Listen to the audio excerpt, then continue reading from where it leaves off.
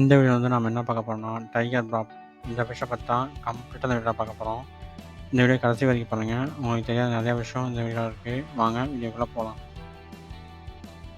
இந்த tiger prop இந்த fish வந்து ஸ்கூலிங் ஃபிஷ்ஷ சேர்ந்தது. அதாவது ஸ்கூலிங் ஃபிஷ்னா உங்களுக்கு என்னன்னு தெரியல அப்படின்னா, இந்த ஸ்கூலிங் ஃபிஷ்னாலே கூட்டமா இருக்கும். அதாவது கூட்டமா நெறைய 2, 3, 4 ஒரு 7 ஸ்கூலிங் ஃபிஷ் வந்து ஒண்ணா விட்டுருந்தீங்க அப்படின்னா, எல்லா ஃபிஷ்ஷுமே ஒட்டுக்காவே போயிட்டு ஒட்டுக்காவே வரும்.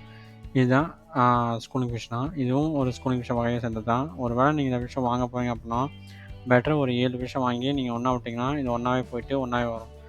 இது வந்து வார்ம் டெம்பரேச்சர்ல ரொம்ப ரொம்ப ஆக்டிவா இருக்கும். நீங்க இந்த உங்க ஃபிஷ் டேங்கோட டெம்பரேச்சர் வந்து கொஞ்சம் வார்மா வச்சுக்கணும். அப்படி வச்சிருந்தீங்கன்னா, இந்த ஃபிஷ் வந்து கொஞ்சம் ஆக்டிவா நல்லா நீந்துறதுக்கு பார்க்கறதுக்கவே ரொம்ப நல்லாயிருக்கும். இந்த ஃபிஷ்ஷோட டேங்க் மேட்ஸ் வந்து பார்த்துக்கிட்டிங்கன்னா, இந்த ஃபிஷ்ஷுக்கு வந்து பெரிய பெரிய டேங்க் மேட்ஸ்லாம் செட்டாகவே ஆகாது. இந்த ஃபிஷ் வந்து எந்த ஃபிஷ்ஷோட வாய்க்குள்ள போகாம இருக்கோ, அந்த மாரி ஃபிஷ் தான் நீங்க செட் பண்ணணும். ஃபார் எக்ஸாம்பிள் இந்த ஃபிஷ் வந்து அரோனாக்குள்ள விட்டீங்கன்னா, கண்டிப்பா இந்த அரோனா வந்து ஈஸியா சாப்பிட்ரும். இந்த ஃபிஷ்ஷுக்கான ஒரு டேங்க் மேட்ஸ்ன்னு பார்த்தீங்கன்னா, இந்த ஏஞ்சல் ஃபிஷ், இந்த கோல்டு ஃபிஷ் இந்த மாரி ஃபிஷ்லாம் வந்து இந்த ஃபிஷ்ஷு கூட நீங்க தாராளமா விடலாம். எந்த ஒரு பிரச்சனையும் வராது. அப்புறம் இந்த ஃபிஷ் வந்து நார்மலா வந்து ஒரு ஃப்ரைஸ லே பண்ற ஃபிஷ் கிடையவே கிடையாது. இது வந்து எக் லே பண்ணி, அந்த எக்க ஹேட்ச் பண்ணி வளர்த்துற ஃபிஷ்ஷஸ்ஸு.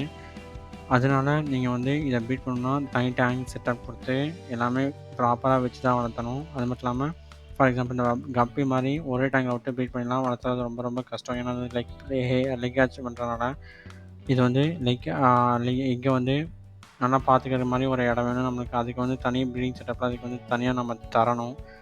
அதனால இதோட ப்ரீடிங் செட்டப்புமே கொஞ்சம் காம்ப்ளிகேட்டட் தான். அத பத்தி உங்களுக்கு தனியா வீடியோ வேணும்னா, கீழ கமெண்ட் பண்ணுங்க. கண்டிப்பா அந்த வீடியோவுமே உங்களுக்காக தனியா நம்ம சேனல்ல அப்லோட் பண்றேன்.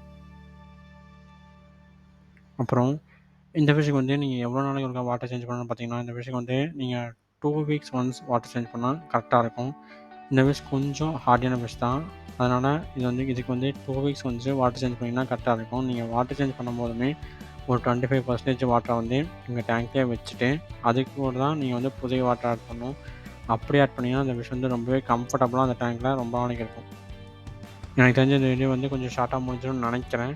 ஒரு வேளை இந்த வீடியோ வந்து உங்களுக்கு தேவையான டீட்டெயில்ஸ் வந்து உங்களுக்கு கிடைக்கல, உங்களுக்கு டைகர் பார்ட் ஃபிஷ்ஷ வந்து இன்னும் கொஞ்சம் டீட்டெயில்ஸ் வேணும் அப்படின்னா, கீழ கண்டிப்பா கமெண்ட் பண்ணுங்க. கண்டிப்பா அந்த வீடியோவ உங்களுக்காக நம்ம சேனல்ல செப்பரேட்டா எக்ஸ்பிளைன் பண்ணி உங்களுக்காக ஒரு வீடியோவா போடுறேன். அப்புறம் இந்த வீடியோ பிடிச்சிருந்துச்சுன்னா, லைக் பண்ணுங்க, ஷேர் பண்ணுங்க, மறக்காம சப்ஸ்கிரைப் பண்ணிடுங்க.